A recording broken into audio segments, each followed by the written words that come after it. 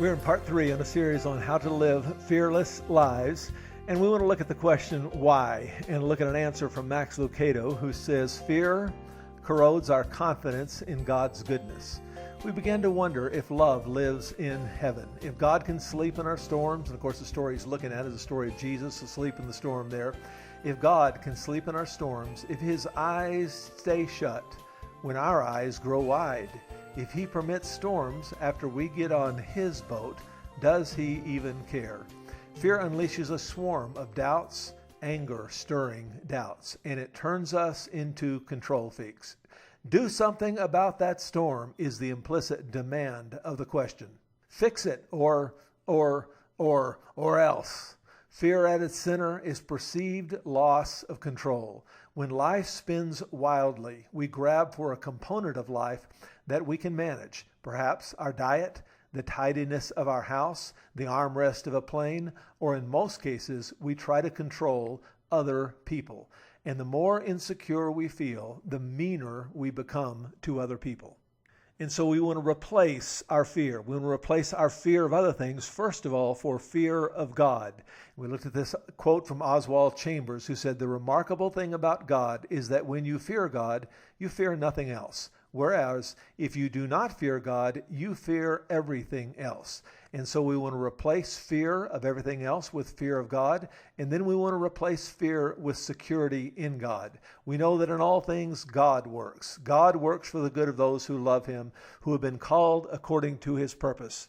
And if you come to believe that deep in the gut of your soul, it will conquer every other fear. And today we want to look at the verse that says, perfect love casts out fear. And so we know and rely on the love God has for us. God is love. Whoever lives in love lives in God and God in them. This is how love is made complete. We'll look at that verse, that word in just a moment. But this is how love is made complete among us so that we may have confidence, so that we may live fearless lives on the day of judgment. In this world, we are like Jesus. There is no fear in love. But perfect love, and that word perfect is the same one word we saw in the last verse where it says love is made complete. We could translate it here, made complete love drives out fear. If our love is perfect, if our love is made complete, it will drive out our fear, because fear has to do with punishment. The one who fears is not made perfect in love. Darlene Sala says, I always want to understand what is happening in my life. I can put up with a lot of discomfort and even misery if I know why. Gideon felt that way. One day, the angel of the Lord appeared to Gideon and said, "The Lord is with you, mighty warrior." But sir, Gideon replied, "if the Lord is with us, why? Why has all of this happened?" And I can relate. Yes, I know in my head that God has promised never to leave me or forsake me. But if all that is true, and it is, but if all that is true, why am I going through such a hard time? As Gideon put it, why has all this happened to me? When things aren't going my way and I don't understand, I begin to be anxious. Fear grips my heart. John writes something that sounds very profound, but you have to kind of mull it over for a while to appreciate the full meaning of this. He says, perfect love drives out fear. My first impulse is to respond, no, John, I think you have it wrong. That should read, perfect understanding. If I understand, that will drive out fear. Perfect understanding drives out fear. If God would just tell me why I have to deal with this nasty situation, I wouldn't be afraid. But that's not what Scripture says. That's not what John says. He says that perfect love drives out fear. That love is the supreme weapon against fear.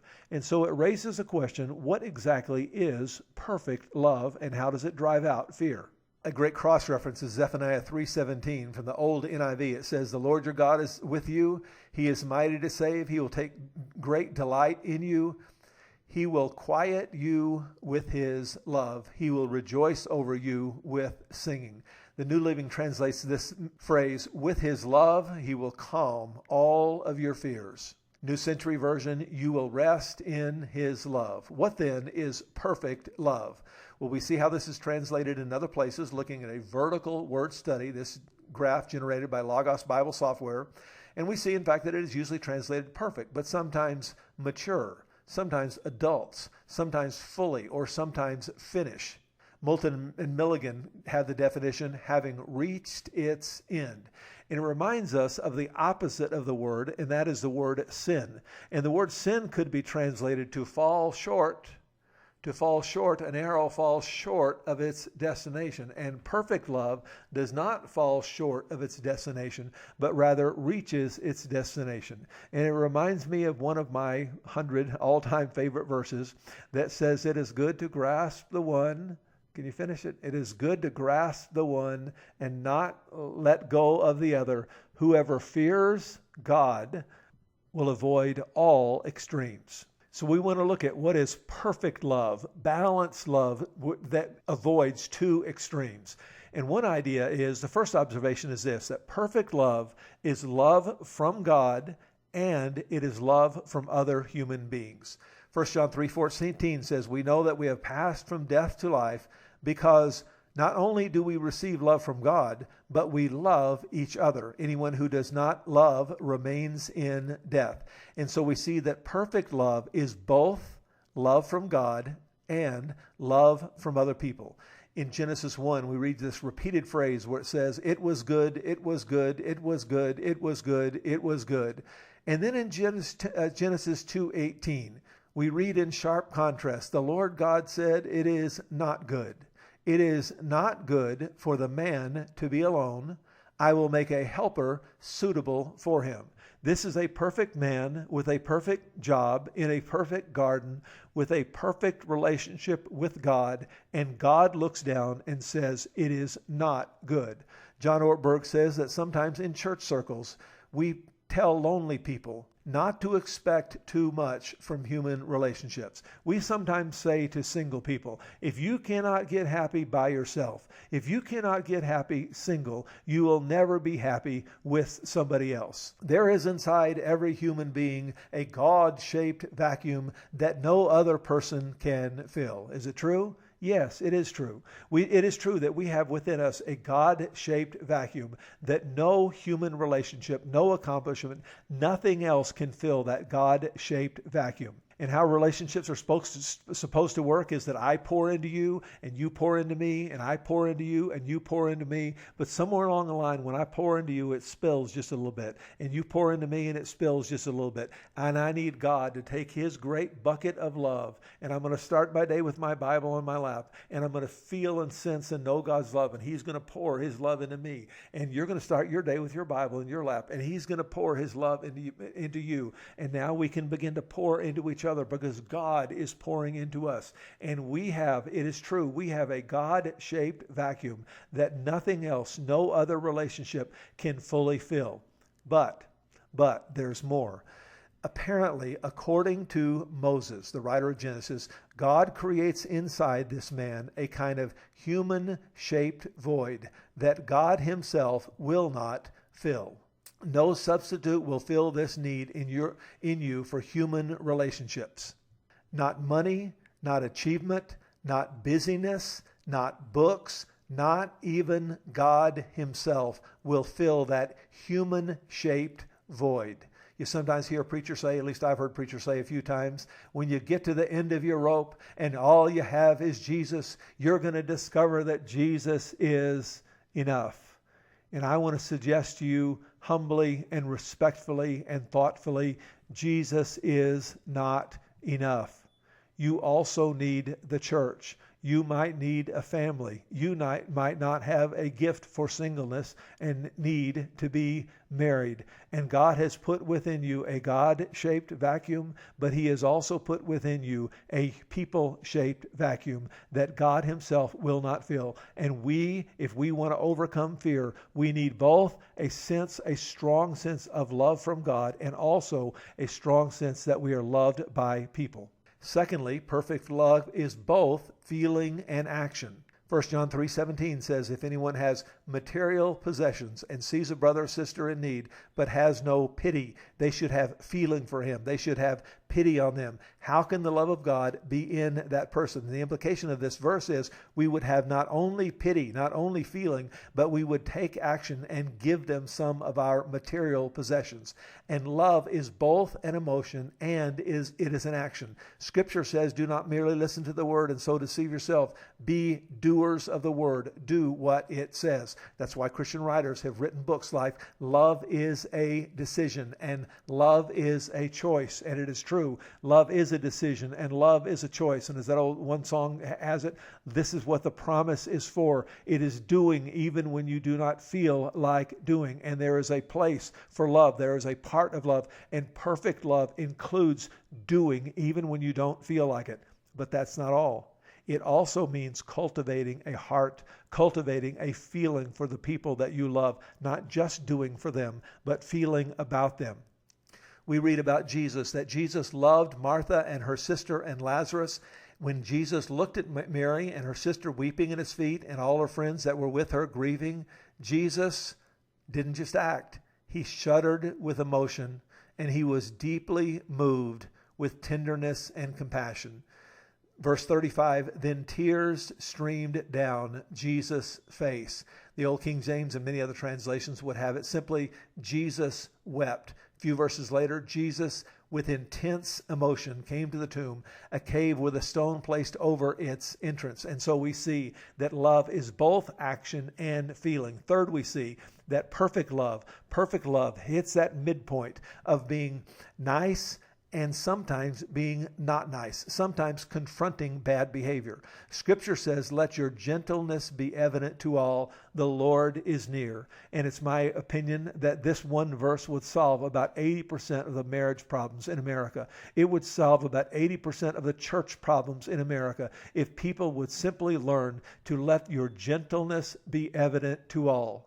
To use a soft answer that turns away wrath. And it is true, but it is not the only thing that is true. Love is both niceness and love is sometimes confrontation. Scripture says wounds, hurtful words in the short run, wounds from a friend can be trusted, but an enemy multiplies kisses. Do not rebuke mockers or they will hate you, but you rebuke the wise and rebuke those you love, and they will love you even more. Instruct the wise, and they will be wiser still. Teach the righteous, and they will add to their learning. Mockers, in contrast, resent correction, so they avoid the wise. Jesus said to the Pharisees, woe to you, teachers of the law and Pharisees, you hypocrites. Is he being kind here? Is he being gentle here? Is he being sweet here? Is he being gentle, Jesus, meek and mild? No. You are like whitewashed tombs, which look beautiful on the outside, but on the inside are full of the bones of the dead and everything unclean. And there is a place in this life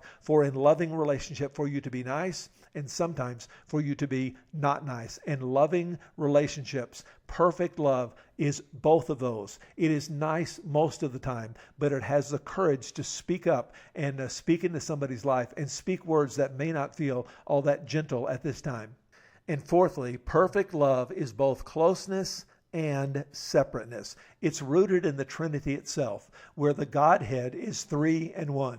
He is Father, Son, and Holy Spirit, yet there is oneness in the Godhead. And this picture of the Godhead pictures relationships as they ought to be among people, that we understand our individuation. We understand the fact that I am separated from you. I am not you. I am not to control you, and I'm not to be controlled by you. I'm not to control your actions, and I'm not to try to control your emotions. If you want to feel bad, if you want to feel grumpy, I'm not to control you and try to get you to not feel bad and feel grumpy. Sometimes you might need to grieve, and you are not to control me. And at the same time, there is a oneness of love. There is a closeness that is here. Scripture says, one who has unreliable friends soon comes to ruin, but there is a friend who sticks closer, and we want friends who stick closer than a brother. And so we want love that is closeness, and we want love that is separateness. Edwin Friedman wrote, eventually, I came to define my marriage counseling.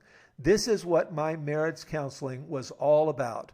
trying to help people to separate so they do not have to separate. And when we do not separate, when we do not realize that I am me and you are you, and I'm not to control you, I'm not to control your behavior, and I'm not to control your emotions, when we do that, we have some hope of not separating as a couple if we realize we are separate. The children who work through the natural process of maturing with the least amount of emotional or physical residue are those whose parents have made their children least important to their own, and I would paraphrase that word, salvation, to their own well-being. John Ortberg says parents who live with a needy, anxious dependence on their kids, turning out a certain way. I need my kids to behave in a certain way and act with a certain attitude and so on. Those parents who live with a needy, anxious dependence on their kids, turning out a certain way, do not help their children. Maturity is about taking responsibility for one's own emotional being and destiny. And lastly, I want to say that perfect love, completed love, is illustrated for us in the life of Jesus and especially on the cross. But God demonstrates His own love for us in this. While we were still sinners, Christ died for us. He died for us on the cross. And this was perfect love because it was love from God and it was also love from a human being. It was both feeling clearly. Jesus felt strongly as He was preparing for the cross and certainly while He was on the cross. But He was not just feeling, He was also taking action. And perfect love is both feeling and action. Perfect love is both nice and confronting bad behavior. And Jesus dying on the cross was the ultimate expression of niceness, but it was also confronting our sin. It was dealing with our sin. It was dealing with our bad behavior. And perfect love was demonstrated by Christ on the cross in that He realized God was separate from us and He wanted to bring us into a close relationship with Him. And may God richly bless you as you explore together what it means to have a perfect love that casts out fear.